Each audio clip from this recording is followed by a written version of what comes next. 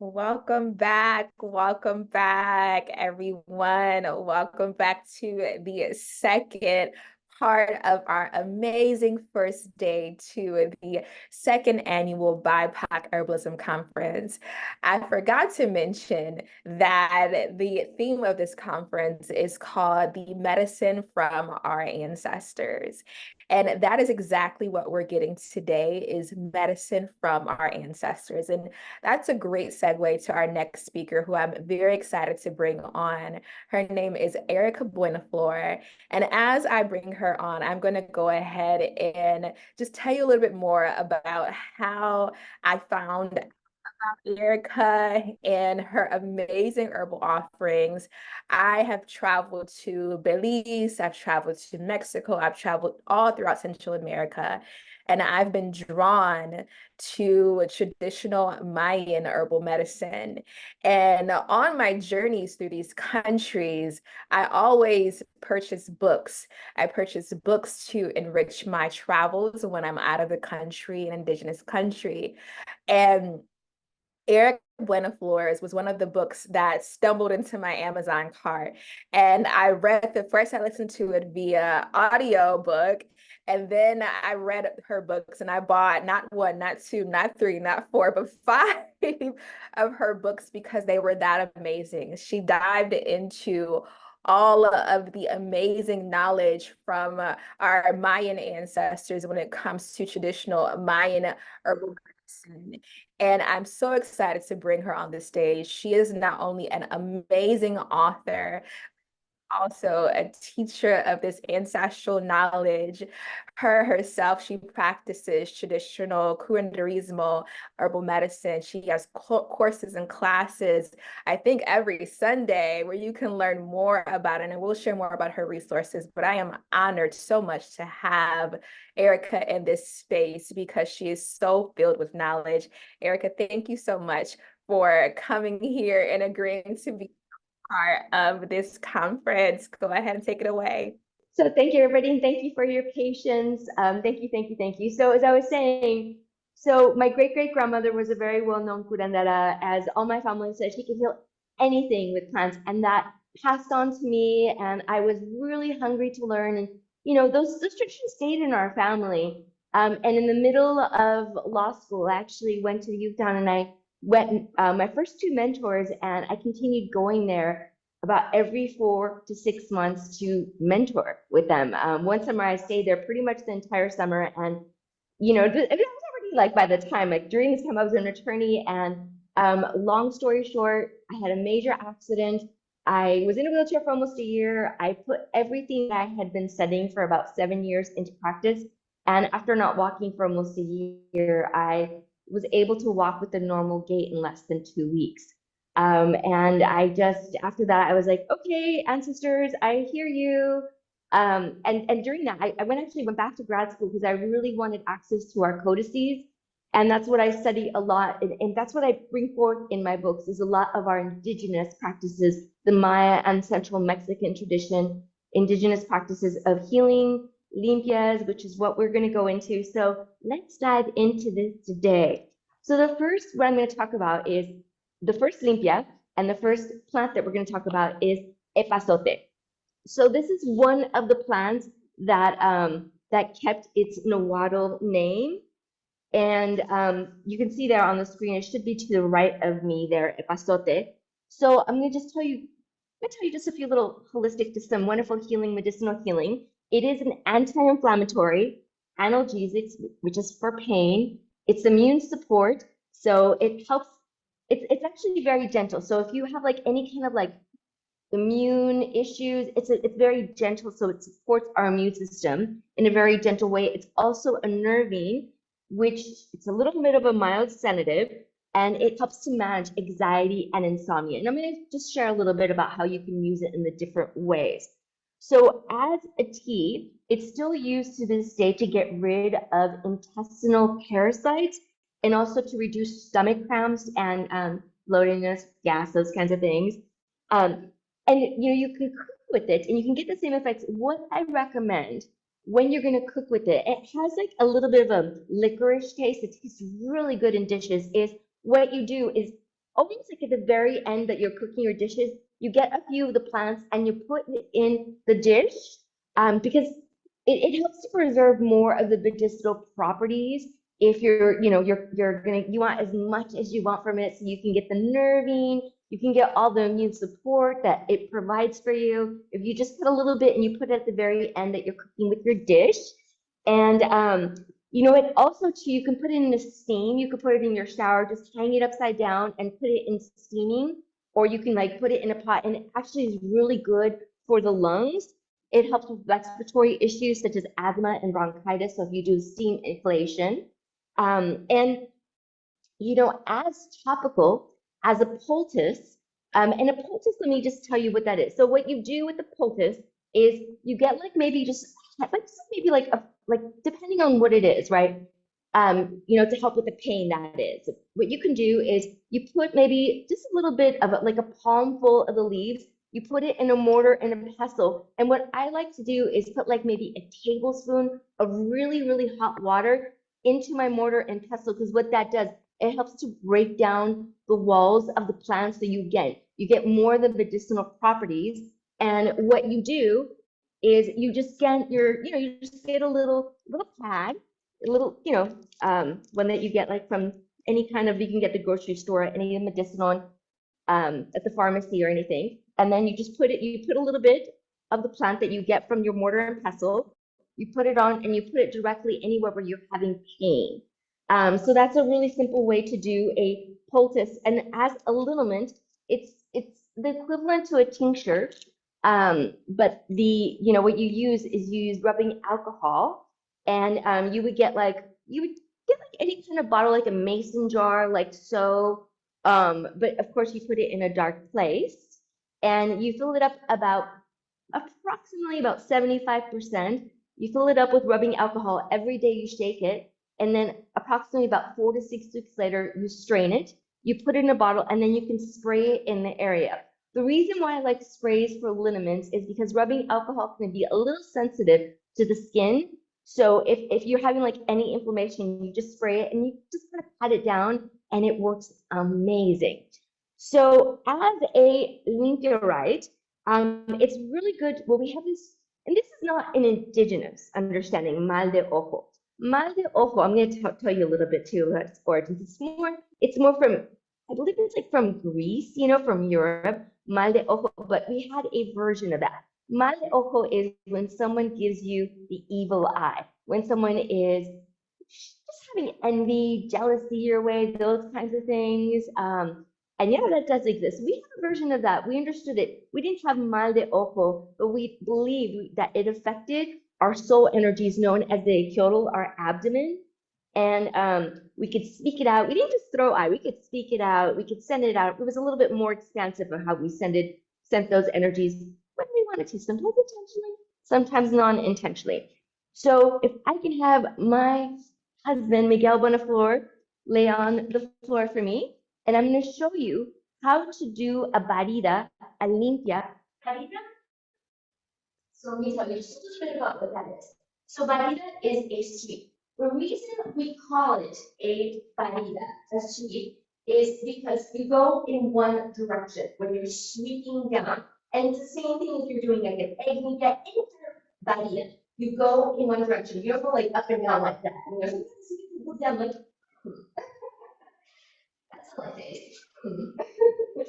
So the barida, it clears the energy of the mal de ojo, and that also encompasses like just any like dense energy, any toxic energy. And if you're ever going to do this on yourself, I was wondering if you can get someone to do it for you. Beautiful.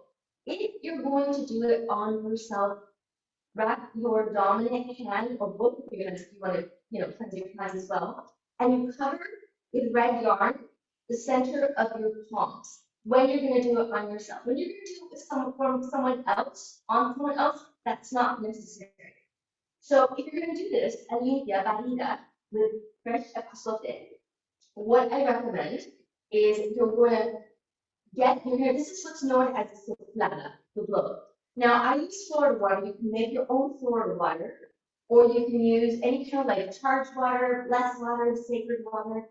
And what I like to do is make sure I get the head, the heart, the abdomen, genitalia, the knees, and the feet.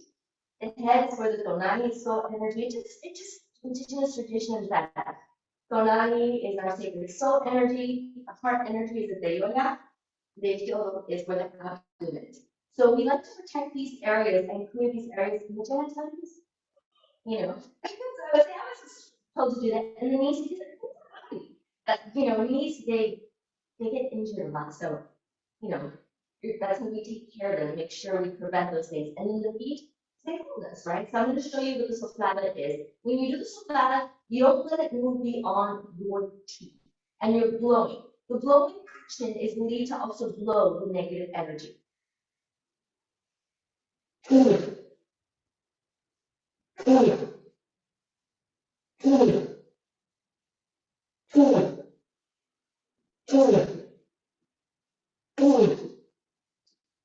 Although it's not necessary if you're doing the soplata, now if you can't do the soplata, you can get a spray bottle to do this. The traditional way is of course soplata. But if you're going to use a spray bottle, always use a rattle just in case. The rattle, you can go up and down the body. You have to go in one direction. And what the rattle does is it shakes any stagnant energy, right? And then the barriga. So the barriga, the earth is a little different. You're almost kind of patting someone down. You're going, and then you should say a prayer to open pathways, abre caminos para buena suerte, open pathways to good fortune, abre caminos, abre caminos. And if there's any energy that you feel needs a little bit more, you just kind of tap that area down. Abre caminos, open pathways, more love, great fortune. And I also like to clear off the feet too. So when you're done, what I like to do is I like to have a bag already ready, because then I put the herbs in the bag and I ask the person to please throw the herbs away from where the body that took place in the trash. The act of throwing the herbs away where the body that took place is saying, I don't want this energy anymore. So even that is a performative right in the act. So I also like to seal it. This is kind of like more optional, but I like to do this. It's a nice touch. To seal the barriga with a charged oil or less water on top of the head, a little bit on the forehead, on the throat, and just sprinkling it around the heart. So thank you, my love. So that's it so different. So the next herb that I'm going to talk about is passion flower. Passion flower is one of the key in the wild. So passion flower, this that I'm going to be using is dry passion flower. Okay. So this is very, if you're going to drink it as tea, it's kind of sweet. So you may want to balance it with another something, depending on how you like your taste. Because some people say, oh, that tea tastes really bad. And I say, well, when there's something that's minty, which is sweet, or geranium that's very sweet. So just keep that in your mind. So passion flower, what I give is an analgesic for the pain, anti-inflammatory, and it's also an energy. So again, as an energy, as I mentioned, it helps manage anxiety, insomnia, stress, and also depression too. And a great thing about passion flower too as a tea is that it also helps with ADHD. That's my definition as a scientist. That's how we're going to finish today, but those are like two really good ones for ADHD, attention deficit disorder, or like anything that's cognitive. Is this close? You're saying it's distorted. So talk with the other one? No, just talk close. Like it's a microphone. See that's better. Is this better? Yes. Okay. And it's also, I love passion flower also too. It also promotes overall hormonal balance for men and women. That's what's also noted in the codices that passion flower was used for men and women to help any issues with hormones. And it also eases indigestion as well. And topically, Also with things that I mentioned as a compress, a liniment, and so also pomada, I just want to mention that too. With a pomada is essentially a cream. And what I like to do, depending on if you're using fresh or dry, when you're making a pomada, is if you are using dry plants, you need about approximately about half the amount. And depending, on your container, I was like measure it like a palmful, right? And if it's fresh, you need twice as much. So you're gonna use about like just about a handful. You put it on a pot, and then you cover that with your base. You can use like shea butter for a pomada, and you let it simmer there on the stove for about 30 minutes. You strain it, you put it in the fridge, and then it hardens as a cream. So yeah, so that's a pomada. So also to for antispasmodic, it eases muscle and stomach spasms or sciatica. So you can put it, and if you're having sciatica, you can put it there on your hips all along there, which is really wonderful. It also, as I mentioned, it's an anti-inflammatory and an analgesic. So it helps ease inflammation and pain.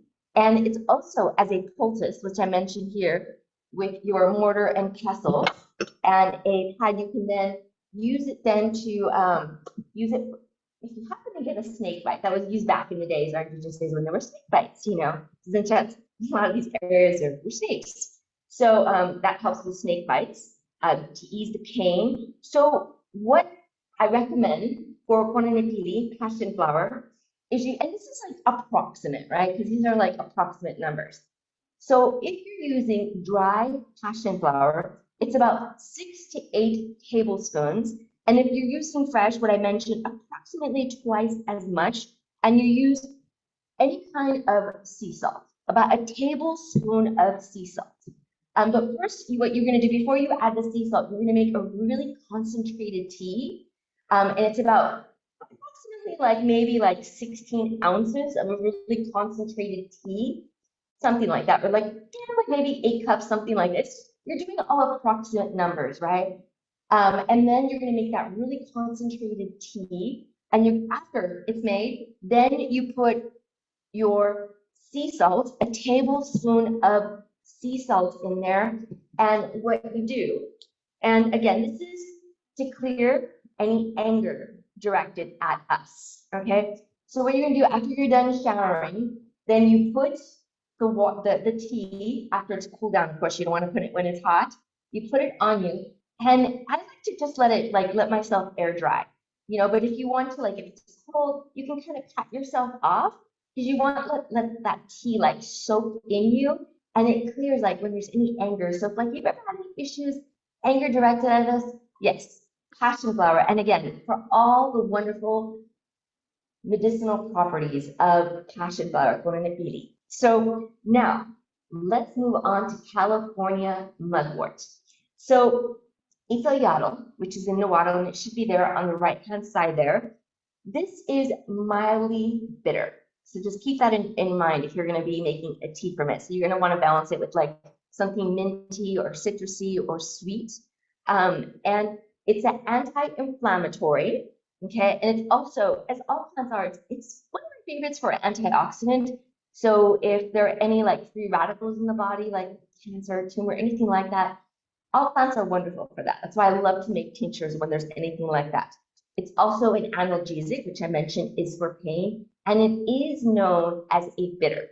Bitters are wonderful, as you may or may not know, for the digestive system. So any issues with the digestion, I love having a bitter tea. Now, if you're doing it for a bitter, then you do want to have it as bitter as possible. Because then what it does is it kicks in, it gets the enzymes flowing, your body starts responding, and it helps with getting the enzymes, which helps with digestion, right? And it is a nervine, and it also is wonderful, provides immune support as well.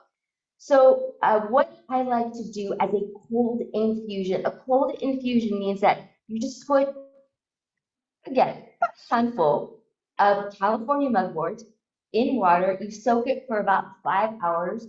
You strain it, and it helps with diarrhea. Okay. So that's again, just you don't have to heat it up. Just put it in maybe like room temperature water, handful, put it in there, strain it, and it helps for about 5 hours. Then it helps with diarrhea. So as a tea, and as a tea, you can mix it with something sweet. You can also do it for headaches. I'm gonna stop for a second. Is the sound okay? Are we good? Thumbs up? As good as it can be. I put that other earpiece there because I think they want to be closer. Okay. How about I have it like this? Is that better? Is it Yes, good? that's a lot Yes, better. That's yes, a lot yes. clearer. Yay! Okay, I just want to make sure, just because I'm giving out so much great information. I hope. Hope And you think thank it's you good. everyone So, for bearing. also too, huh? Yeah, that's what I have here. So drink 1 hour, as a tea, 1 hour before dinner and before going to sleep to help manage gastritis and also gastric ulcers. This is California mugwort that we're still talking about. And you also drink it about 10 to 12 days before menstruation to prevent menstrual cramps. So it also, just as a heads up, so it does stimulate delayed menstruation. So if you're pregnant, don't want to take that. This is a traditional thing that we did to prevent. There's other plans to help prevent if you didn't want to be pregnant. So that's just a heads up there too. It is also wonderful to aid when you have a lack of appetite. So if you don't want to do any of the other plants that help with appetite, yeah, California mugwort, excellent. It is also wonderful for our liver. It's a liver support.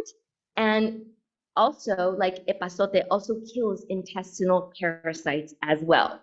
And also as a tonic, it's known to help empacho. Empacho, it's for children. We use it for intestinal obstructions, which could, that was like, there were all these symptoms that happen with bloated stomach pain, fever, nausea. That's empacho. And also to, if you're somebody that gets angry, that's one of your shadow aspects, rage. It's known that you chew on a little bit of California mugwort, and we're still talking about California mugwort, and that helps to clear what's known as bilis. It's bile, because yeah, when we get angry, it does affect our indigestion. It helps, it does, and it causes all kinds of issues. So if you're working on any anger issues, have a little California mugwort, chew on it, and that helps to clear the bile. So topical too, as a liniment, compress, or poultice, which I talked about earlier, it helps ease pain, reduce inflammation, especially from arthritis. That's one of the best ones that we use for arthritis still to this day. So today what I'm going to show you is, I'm going to show you how to do it dry, to use dry California mugwort. And what it is sometimes what we do is, I'm going to put this in the ear as soon as I'm done talking up to show you what you use. So this body earlier is different in the sense that we're using dry herbs. Now, as a heads up, when I dry it, I like to just tie it with a string, a white string like so, and you dry it in a dark place. The reason why you dry it in a dark place and you don't want the sun to hit it, again, whether you're using it for spiritual or medicinal, same.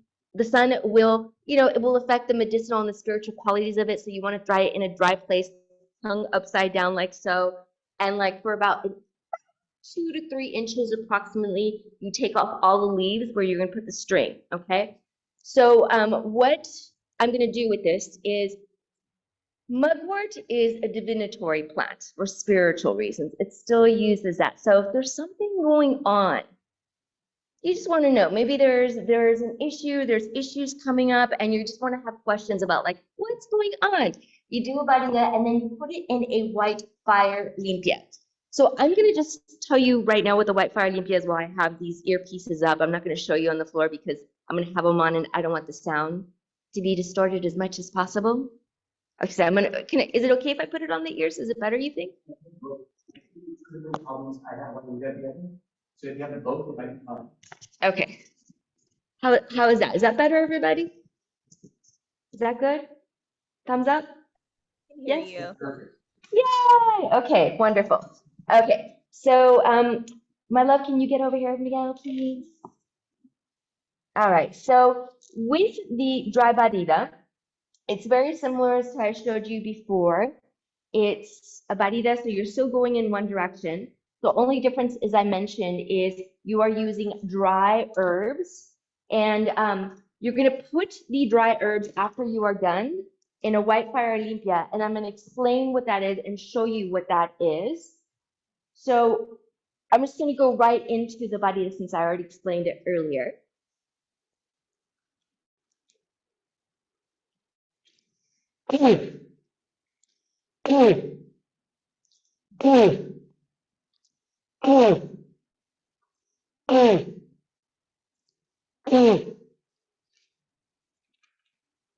Now, because you are using dry herbs, I do recommend to definitely use a rattle.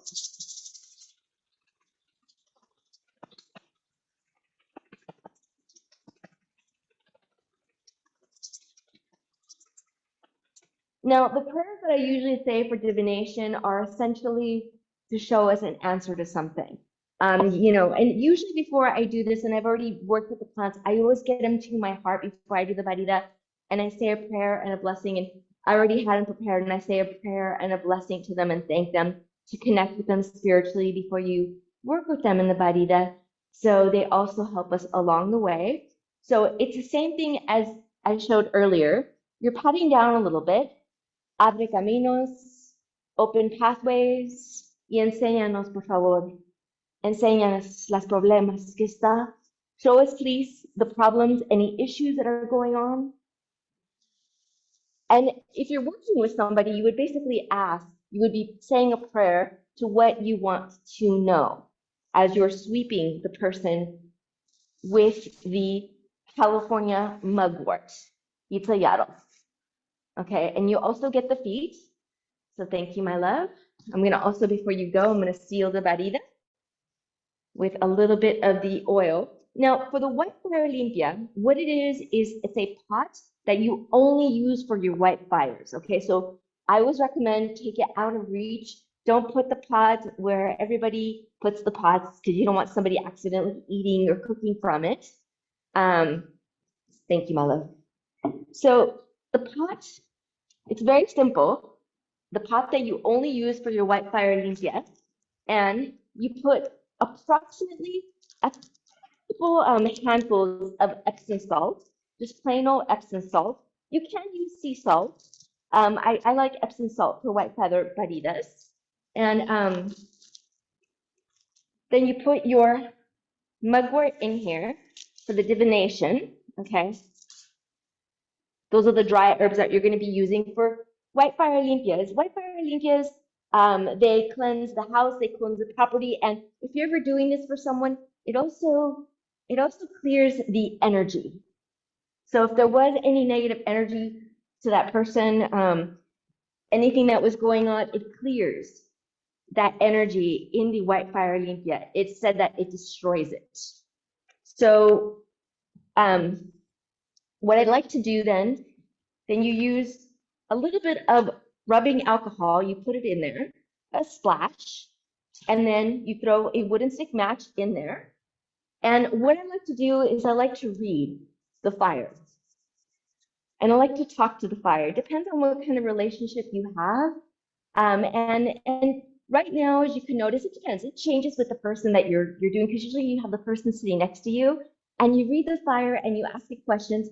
Right now, if you notice, it's burning very evenly, which is a good sign. It's everything is cool. It cleared everything out of the way. When it starts going a little crazy, it's you're asking questions to it.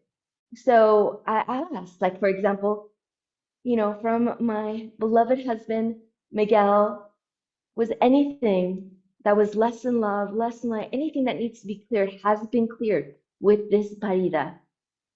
And it's very calm right now. So that's, you can take that as a yes. And the more you work with the fire, it tells you. So that's a little bit about how you would use it in a divinatory context. Let me go ahead and move on to the next limpia, because I want to cover as much as possible for you today. All right, so the next that we're going to cover are asters. Now, asters are they are common in various parts of the world. They were, of course, native as well to Mexico.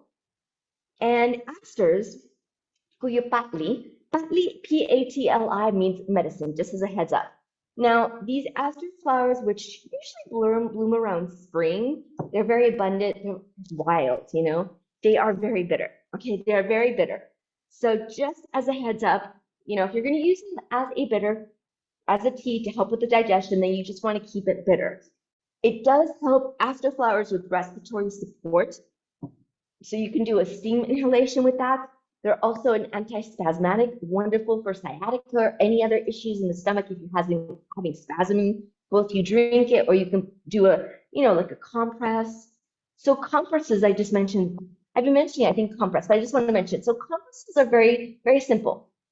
Very concentrated tea. I would say approximately 3 to 4 times as much that you would use in a regular tea, the amount of the herbs. And then you get just a towel, a little small towel. You put it in the water, the concentrated tea, and you put it on the spot that is hurting or that feels inflamed. And you just want to keep it so it's nice and warm. Okay, so that's essentially a compress. And it's also aster flowers, Cuyupatli, are also an anti-inflammatory, and they're also a nervine, which I mentioned, helps with anxiety, insomnia, depression, and it's also too, just as a heads up, aster flowers do have a laxative effect. So if you drink it, just as a heads up, if you want that, that's what you want. You know, yeah, it does have a laxative effect, and it helps with digestive issues as well. They're also wonderful to help regulate menstrual cycles. And I like to drink it with lavender in combination to help with headaches, to help alleviate headaches, that is. And it does help manage allergies as well, along with a lot of spicy things too. So, you know, as a tea, you can drink it for coughs, and to manage asthma symptoms. And also tea as a tea, it's also known to help alleviate postpartum depression. It's still used to that for this day. So topically, whether as a compress, a pomada, a liniment, you can use it to reduce inflammation, as I mentioned earlier, spasms, sciatica, and also too, you can make a pomada, and because of its antioxidant effects, it reduces facial lines and wrinkles. So for this linkierite, what I'm going to be showing you, it's to help with what's known in Curanderismo traditions as susto. Susto is shock. And susto, it has some multiple meanings too. The reason why we want to clear things from susto is it could cause soul loss. So it's believed that our soul is comprised of sacred essence energy. Okay, and tonali is the soul that is, it comes, it goes. So just keeping that in heart and mind as you're doing this. And what you do is you get your copalero, okay? You get your copalero and you get a charcoal tablet. You light it, okay? And you want to make sure that the charcoal tablet is lit all the way. And this is known as a sahumeria, which is a smudging, essentially a smudging. It's a little different though, because we're using the charcoal tablet and it's a little bit more intense, I would say. So it's also keeping in mind too that, you know, it's something that you get used to because it does have a lot of the smoke. And right now, you know, so once it lights up all the way, the charcoal tablet, you put a little bit of your aster flowers on the charcoal tablet, okay? And then what you do is, I'm just gonna just show, can you, Miguel, honey, can you come over here, please? No. So what I like to do too is when you're smudging, I always just say this, get all the body and you definitely wanna get the neck, the spine. It's believed that like when there's susto, you want to work a lot with that area because that helps to, you know, work with that area and bring the soul back. So if you can get in front of me, honey. So I like to just get the smudging, the smoke. And I usually say a prayer here. I usually will say, and I usually say it in Spanish. I'm trying to say it in English right now because I'm like, okay, what's the English? So I say, Kuya no yonde, kurai no ronde, kurai to to to. I usually say a chant, or I would say, if I'm going to say something in English, if you can turn around, please. So again, as I mentioned, you do want to get when you're smudging, you also get the back. And I also always like to get the neck, the spine, and the shoulders, when you're doing a sahumerio for somebody, because it's also believed to, like when you're working, especially with susto, that it helps a lot to cleanse the spine, to open it up. I say, por favor, ayúdale, thank you, please, for helping bring back the soul piece. And this is the soul energy that we're talking about is tonali. Okay, so that's essentially what it is with the sahumerio, with the linky right. Thank you, my love. Okay. So orchids. Orchids, I like to get my orchids and then I like to, once they're dry, I then get them. I usually get them with like, it may sound silly, but like a tongue or maybe tweezers. I usually with flowers, when you're working them medicinally, it's believed that you want to keep the frequency, the vibration of them. So you cut them or you let them fall on a plate, which is what I do with orchids when I get orchids. And orchids, Xochitl is flower. They're very sweet. They're sweet in taste, and they're also an anti-inflammatory. It helps ease ulcers and chest pain when you're drinking it as a tea, and it also aids with common digestive issues, including indigestion. And just a wonderful orchids are wonderful source of vitamin C and E. Okay, so topically, it's wonderful because it's anti-inflammatory. Also, too, it's also an anti-spasmodic, so it helps with spasms, muscle or stomach spasms. So what I like to do is I like to make an oil with orchids. Okay, so what I do, similar to what I mentioned, the pomada, is I get maybe about a handful of the orchids. I put it on a pot, and then I use a carrier oil. Carrier oil can be jojoba, could be almond oil, any carrier oil. And you just want to make sure that the orchids are soaked in the pot. Now, again, if you're going to use fresh orchids, because you can use fresh orchids, approximately you want to use about twice as much.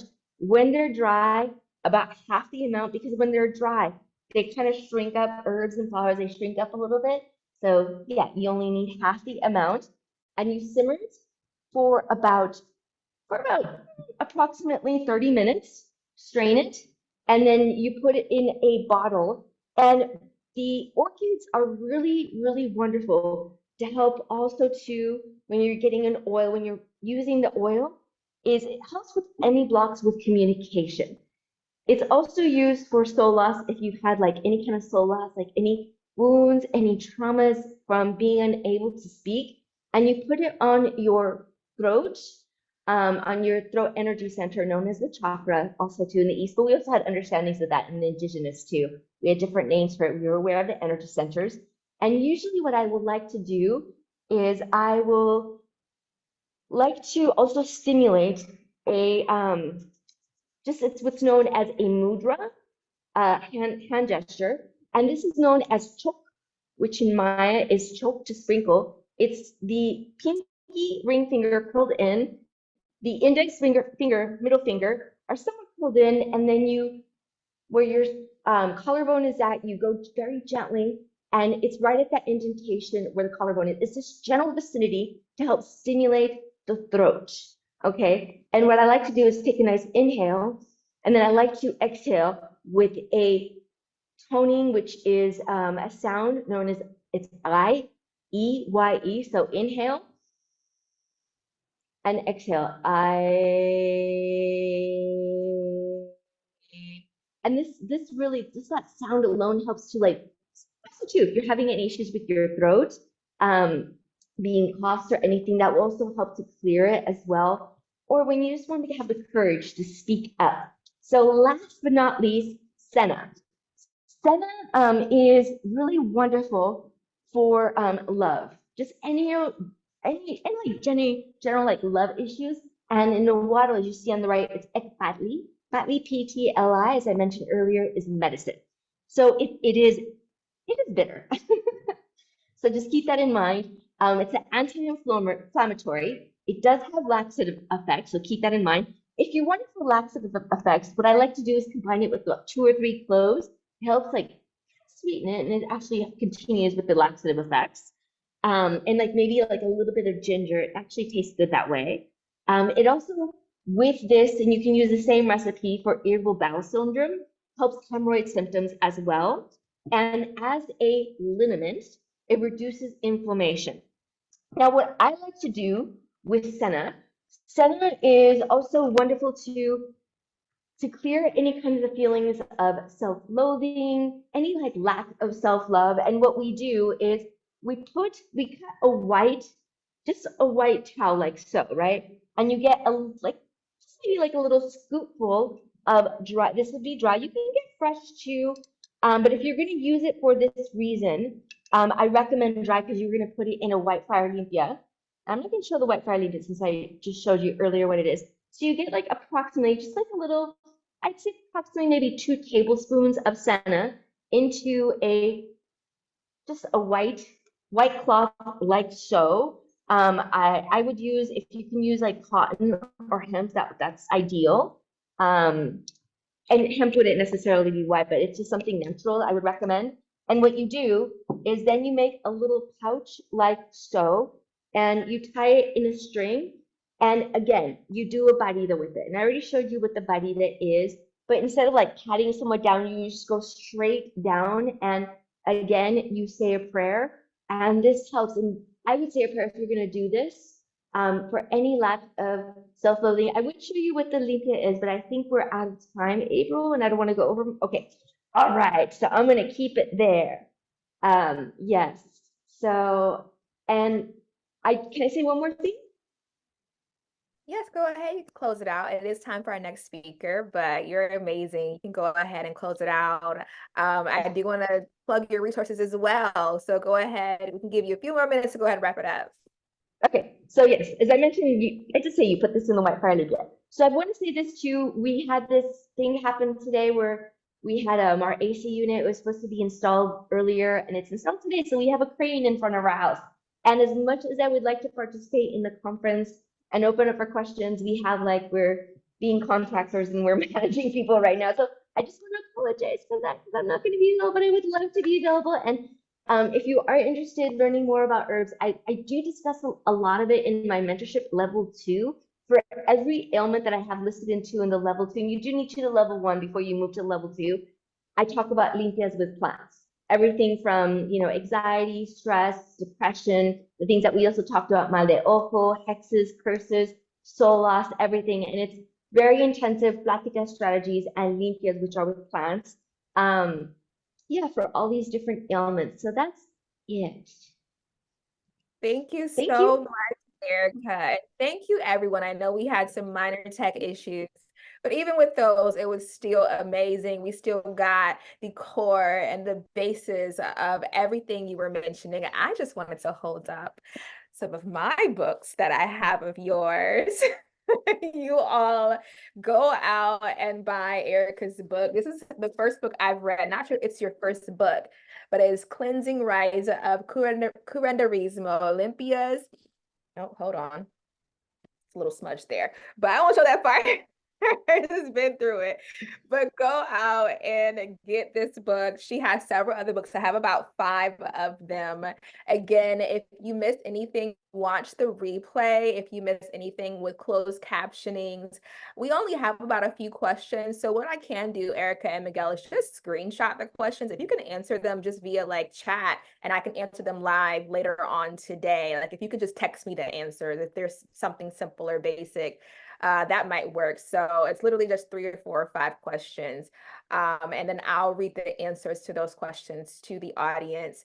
Admin, if you haven't already, please share her links. They're on it in the chat. We do have links to her classes. Again, she holds classes every, I believe, Sunday. If you want to learn more, she has a whole program where you can learn more about this ancient healing. So thank you so much. I'm honored to have you. I was honored to purchase your book and hear your story and hear your journey to learn this medicine. And I'm honored to have you at the conference sharing your knowledge. We appreciate seeing all of the Olympias. I was like, oh, yes, I need that one. We greatly appreciate and value you for being here. So thank you so much for joining us, Erika. Thank you. Thank Everybody you. show, wait, I Thank you. forgot to ask, Erika, what's your favorite color? My favorite color is red. Yes, Red everyone because it go ahead. flexes like red. Yes, drop some red hearts for Erika and her session. Woo! I love it. And we love, somebody mentioned, we love her energy. Yes, Erika is giving us all of the energy today. Thank you so much, Erika. Thank you again. We're going to go ahead and bring on the next speaker. Thank you. Thanks for joining us.